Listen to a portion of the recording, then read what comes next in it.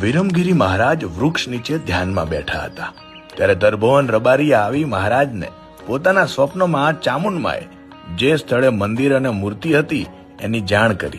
બાદમાં ત્યાંથી ભગવાન વાળીનાથની મૂર્તિ અને મંદિરના અવશેષ મળ્યા.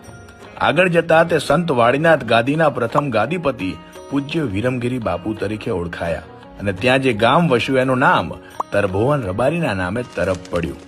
સોમનાથ પછી ગુજરાતનું બીજા નંબરનું સૌથી મોટું શિવધામ, 900 વર્ષ જૂનું મંદિર કે જ્યાં ભક્તો આવે છે મહાદેવને મળવા. એક એવું મંદિર કે જ્યાં શિવ મૂર્તિ સ્વરૂપે પૂજાય છે.